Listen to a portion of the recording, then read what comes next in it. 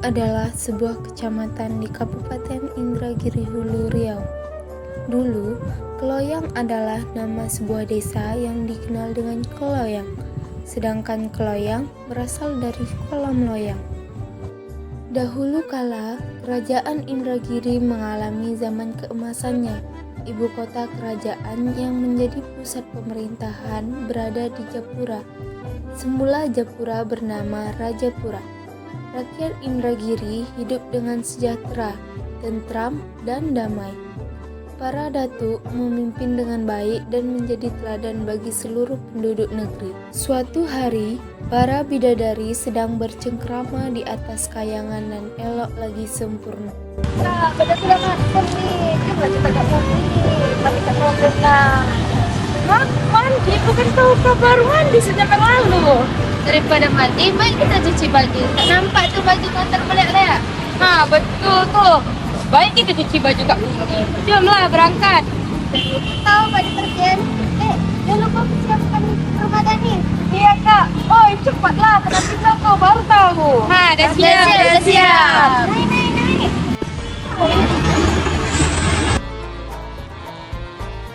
Di kolam, dah penat tengkuk tengok bawah ni ha.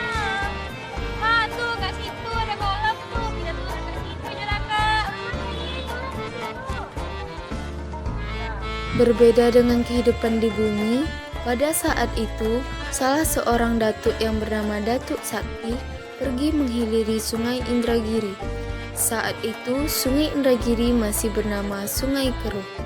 Datuk Sakti ingin melihat kehidupan rakyatnya yang hidup di sepanjang sungai tersebut. Menjelang sore, Datuk Sakti menaiki sebuah tebing untuk mencari tempat beristirahat. Datuk Sakti kemudian memasuki hutan di dekat sungai. Sampailah dia di tepi sebuah kolam. Air kolam itu sangat jernih, tenang, dan cemerlang bak loyang. Ketika Datuk Sakti sedang duduk beristirahat di bawah sebuah pohon besar, tiba-tiba ia dikejutkan oleh sekumpulan wanita cantik yang terbang dari angkasa. Datuk Sakti terperanjat bukan alang kepalang.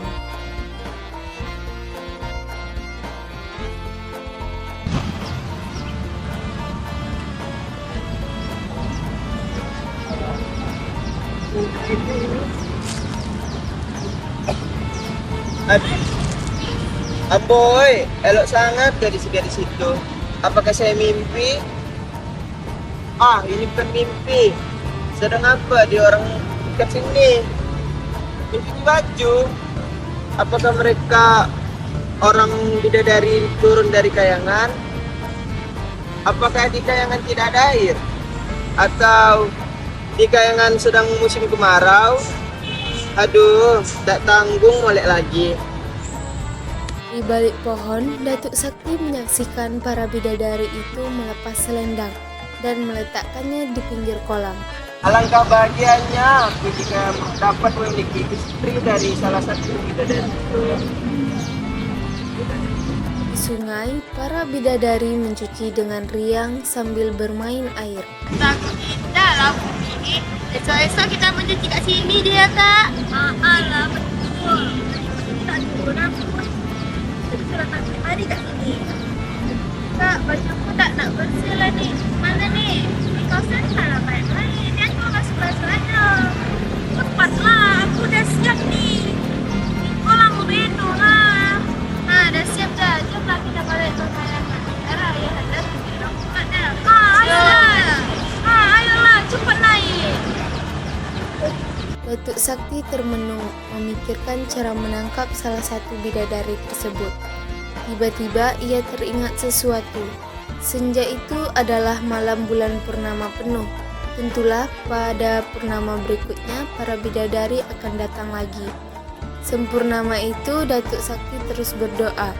Doa akan merubah retak tangan yang telah digariskan Tuhan, pikir Datuk Sakti. Dia puasa 7 hari, mandi 5-7 pagi 7 petang untuk membersihkan dirinya lahir batin. Pada purnama berikutnya, Datuk Sakti bergegas pergi kembali ke kolam loyang tempat para bidadari mencuci. Dia bersembunyi di balik semak yang rapat. Dia sangat berhati-hati sekali jangan sampai ketahuan oleh bidadari tersebut. Tengah para bidadari berkecipak-kecipung di air, Datuk Sakti diam-diam mengambil salah satu selendang yang ada di dekatnya. Setelah senja, para bidadari tersebut mengenakan kembali selendangnya. Tetapi ada satu bidadari yang tidak menemukan selendangnya.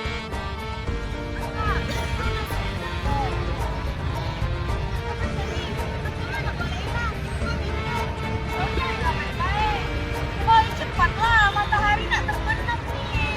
Ayah anda masih ada di dalam. Oh, Kak, jangan tinggalkan aku. Aku takut sendiri. Ada bodoh. Ini salahku, Ayunda. Aku tidak dapat menjaga selendangku. Aku tidak dapat apa-apa. Bye. Bidadari lain tidak dapat menolongnya. Mereka harus kembali sebelum malam turun. Bidadari yang kehilangan selendang itu terpaksa mereka tinggalkan. Bidadari itu pun menangis terseduh-seduh dengan sedihnya. Tangisannya menusuk kalbu siapa saja yang mendengarnya. Datuk Sakti pun keluar dari persembunyiannya dan mendekati bidadari malang tersebut. Wahai bidadari cantik, ada apa terang yang kamu menangis? Tuan, apakah Tuan mengetahui selendang saya? Kamu pilih bapak selendang. Datuk Sakti mengeluarkan selendang itu dari balik punggungnya. Saya akan mengembalikan selendang itu, tetapi dengan syarat kamu bersedia menjadi istri. Baiklah, saya akan menikah dengan Tuan. Asalkan Tuan jangan memberitahu kejadian itu dapat. Jika Tuan mengingkari janji. Lalu Datuk Sakti membawa bidadari itu ke rumahnya. Masa berlalu, mereka menikah dan hidup berbahagia. Wahai Adinda yang cantik kita, apakah kita tidak menyukai rumah yang kita tinggal ini?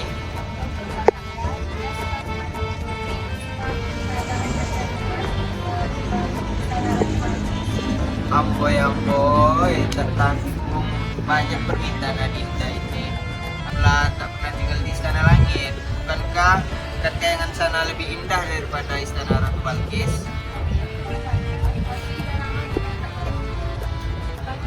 Aduh Dinda, tegakah Dinda meninggalkan Kakanda sendiri? Sedangkan Dinda tahu kan, Kakanda mencintai Dinda lebih dari apapun. Kalau itu jangan tanya di dunia ini, maka dia bisa mengikat aku juga. Alah, tak tanggung lagi. Tidak berapa lama, bidadari itu melahirkan anak laki-laki, disusul anak perempuan. Anak-anak itu tumbuh sehat, cerdas, dan rupawan. Benar Ananda, wajahmu indah dan rupawan. Betul kan Ayahanda? Benar anakku. Tengoklah bukan kita tahu itu sangatlah rupawan. Semua wanita sekali detik saja. Rasa saja tak percaya saya. Datuk Sakti melatih anak laki-lakinya hingga pangkas bersilat, berburu, berniaga, dan berlayar. Sang bidadari mengajari anak perempuannya menenun, memasak, merawat rumah, dan bertani-tani. Silatku ilmu bela diri Ananda. Kenapa kita belajar dengan Ayahanda? Kamu pelajari saja dulu, nanti kamu bakalan tahu di dalam rumah. Tidak, setiap wanita itu harus pandai menenun, memasak, menjahit, dan membereskan rumah. Sebab memang itulah nanti pekerjaan wanita. Maka kamu harus bisa semuanya itu. Tidak, aku akan menuruti semua yang ibunda inginkan. Keluarga Datuk Sakti terlihat sempurna. Semua orang kagum dan memuji kecantikan paras, keelokan perilaku, serta kepandaian sang bidadari. Datuk Sakti sangat bangga akan istrinya, hingga lupa dengan janjinya pada sang bidadari. Tanpa sadar, dia bercerita bahwa istrinya adalah bidadari dari kayangan. Dia menangkapnya saat mandi di kolam loyang. Di mana tuh nak dapat isi segala macam betul? Yalah kalau warga Datuk ni sempurna lah. Pasti orang itu kan. Itu di mana tuh? Memanglah, keluarga aku ini yang paling harmonis di dunia ini. Mempunyai istri yang cantik, anak yang manis, semua aku punya. Hahaha. Ah, Datuk. Macam mana bisa dapat isteri macam itu, Datuk? Aku pun nak budak lah. Kau nak istri macam tu juga? Kau pergi je lah ke kolam loyang situ. Macam mana pula dia dapat di kolam ayam tu, Datuk? Kau pergi je lah, banyak bidadari dari kayangan di sana. Hah? Ada bidadari kat kolam ayam tu? Aku pun nak satu lah. Yalah ya, Tok. Aku nak satu bidadari tu besok. Ya, Tok. Saya dah pergi dulu bidadari yang lain. Yelah, Tok. Assalamualaikum, Tok. Mengetahui Datuk Sakti telah melanggar janjinya, sang bidadari sangat sedih dan marah. Sambil menangis, dia mengambil selendangnya. Karena rahasia kita telah Kakanda bongkar, aku akan kembali ke lagi. Memang pelihara putra putri kita agar menjadi orang yang baik. Selamat tinggal.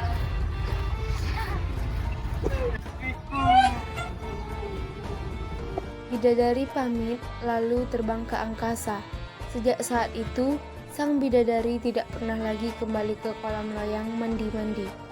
Datuk Sakti sangat sedih dan menyesal, tetapi nasi telah menjadi bubur. Akhirnya, dia menerima takdirnya dan membesarkan anak-anaknya dengan baik. Kedua anak itu tumbuh menjadi jejaka dan gadis yang rupawan, pandai, dan baik budi. Semua orang menyukai mereka. Pada setiap malam purnama, Datuk Sakti dan putra-putrinya pergi ke kolam loyang untuk mengenang ibundanya. Mereka juga berdoa agar sang bidadari bahagia di kayangan.